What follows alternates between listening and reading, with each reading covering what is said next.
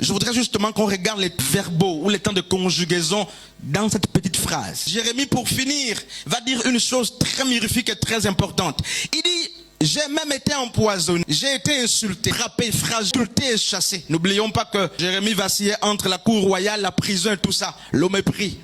Il dit, malgré tous ces événements que j'ai vécus dans le passé, malgré ces difficultés du passé, je ne peux pas, n'est-ce pas, les maudire toutes en termes de difficultés. Mais il m'est important de répartir dans le passé et de puiser quelques éléments qui me seront utiles pour affronter le présent. Il dit dans toutes ces choses, je choisis quelques éléments que je peux transporter de leur passé pour le présent parce qu'ils me seront utiles pour affronter non seulement le présent, mais pour avoir un lendemain, n'est-ce pas, fructueux ou des meilleurs lendemains. Il dit, les bontés de l'Éternel ne sont pas épuisées. Du moins, il se souvient que malgré le poison, malgré les événements néfastes ou négatifs qu'il a vécu, malgré, n'est-ce pas, le mal qu'il a vécu et qu'il reconnaît avoir vécu. Il dit, il n'y avait pas que le mal. Il y avait aussi quelques temps où le Seigneur m'assistait. Et il dit, je ne suis pas obligé de ramener le mauvais souvenir dans l'instant présent où j'ai en face de moi un défi colossal. Il dit, je choisis ce qui me donnera la paix de l'espérance. Il dit une chose très importante, le Dieu qui a fait les bontés hier, qui m'a assisté hier, même quand j'étais empoisonné, est capable de renouveler aujourd'hui ses bontés. Il dit que les bontés de l'Éternel ne sont pas épuisées. Homme de Dieu et feu de Dieu, nous avons dit mercredi que les choses qui expliquent ou qui sont à l'origine, n'est-ce pas, de l'extinction de la flamme sont nombreuses. Elles peuvent être internes à nous ou extérieures. Et ce soir, c'est comme une tentative de proposition de solution. Je ne suis pas en train de faire une taxinomie, n'est-ce pas, des raisons de notre diminution de la flamme, mais je nous propose quelques méthodes de résolution du problème.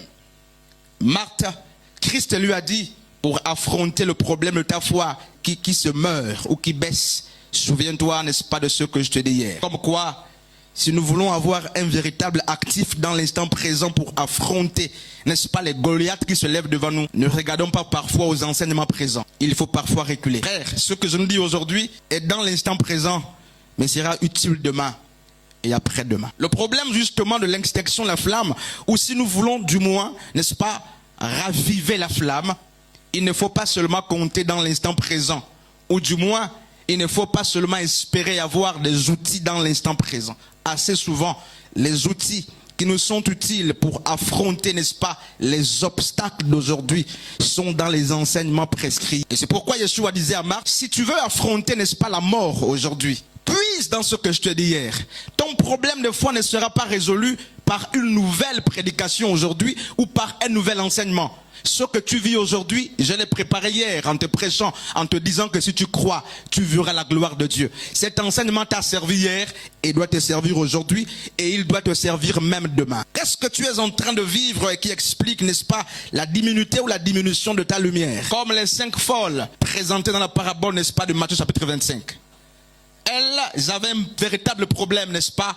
Elles n'ont pas veillé sur les profondeurs ou la prévision en termes d'huile.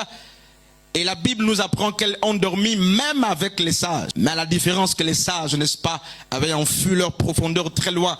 Elles avaient des lampes allumées. Mais au-delà de ce fait, elles avaient laissé quelque peu de prévision en termes justement de prévention. En cas de... Mais les autres, n'est-ce pas, les autres se sont contentés d'avoir des lampes allumées. La lampe qui est la parole de Dieu. D'après justement le psaume 105, 119. Ta parole est une lampe à mes pieds, une lumière sur mon sentier. La parole, nous l'avons dit mercredi, ne suffit pas. Il faut qu'elle soit, n'est-ce pas, ravivée. Les lampes peuvent s'éteindre si l'huile manque. Et à Timothée, l'apôtre Paul a dit quoi, frère? Nous l'avons lu hier. Nous l'avons lu, n'est-ce pas, nous avons dit que Paul dira à Timothée, souviens-toi, n'est-ce pas, ou du moins, ravive le don que tu as reçu par imposition de main. Ravive ce don, car l'esprit que nous avons reçu n'est pas un esprit de timidité, mais de force et de sagesse. Timothée était en train de se perdre. Sa foi aussi diminue. Il devenait de plus en plus peureux, timide, apeuré. Et son père lui dira, il te faut raviver la flamme. Et aujourd'hui, Yeshua nous dit, une des techniques pour raviver la flamme consiste à aller puiser dans ce que Dieu nous a dit hier. Parce que pour affronter ou comprendre mieux ce que nous vivons aujourd'hui, rappelons-nous de ce que le Christ nous a dit hier. Et pour compléter justement ce que je dis, dans sa sagesse, au soir de sa vie, Salomon a dit, il n'y a rien de nouveau sous le soleil. Frères et sœurs, nous ne vivons rien de nouveau sous le soleil. Et ce que tu es en train de vivre aujourd'hui, Dieu l'a préparé, te l'a annoncé hier par un type de prédication ou d'enseignement auquel tu n'as pas pris, n'est-ce pas, conscience. Tu n'as pas fait attention. Et c'est pourquoi Christ va dire à Marc, ne t'ai-je pas dit que si tu crois, tu verras la gloire de Dieu. Cette prédication a servi à Marthe lorsque elle lui a été donnée. Mais elle devait aussi servir lorsque Lazare est mort. Elle devait, n'est-ce pas, servir davantage après Lazare. Frères et sœurs, le feu s'éteint, mais beaucoup veulent une nouvelle prédication. Pierre a dit, je ne cesserai pas de vous rappeler les mêmes choses parce qu'elles sont, n'est-ce pas, salutaires pour vos âmes.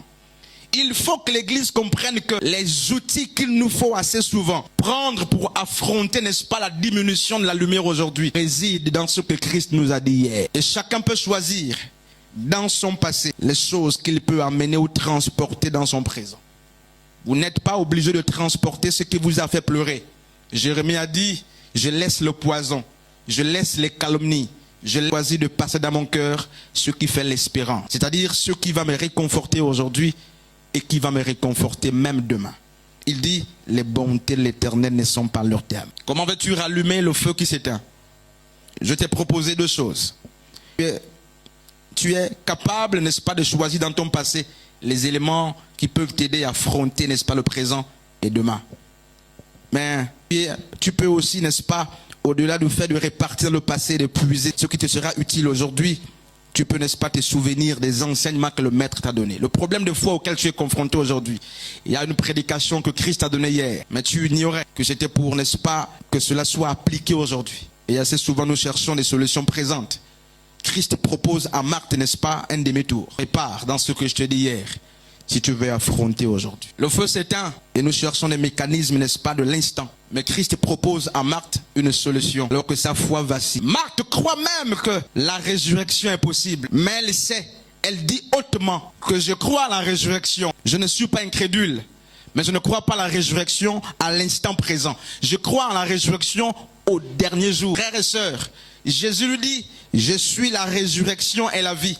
Il parle au présent, mais Marthe croit au futur. Elle dit oui, la résurrection est possible, mais pas aujourd'hui. Combien aussi parmi nous n'ont-ils pas regardé la taille de leurs problèmes pour minimiser, n'est-ce pas, le Maître? Je sais que Christ a l'habitude de pouvoir dans tel contexte, dans tel sens. Mais pour ça, je sais qu'il le fera, mais pas aujourd'hui. C'était ça la foi de Marthe. Je crois en la résurrection, mais je ne crois pas que tu sois capable de ressusciter Lazare aujourd'hui. Pour Marthe, la résurrection est toujours future. Pour Marthe, Christ ne pouvait pas guérir son frère à distance. Frères et sœurs, hommes de Dieu, je finis ici. Si tu veux rallumer la flamme qui s'éteint, dis-toi que plusieurs moyens, n'est-ce pas, sont disponibles.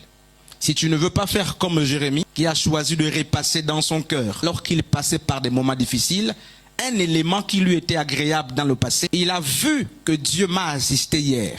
Même s'il y avait, n'est-ce pas, un répertoire des mots, mais il n'y avait pas que les mots. Il s'est souvenu qu'un jour Dieu l'a assisté. D'ailleurs, s'il dit qu'il y avait le poison, il parle ce que le poison n'avait pas eu effet sur lui.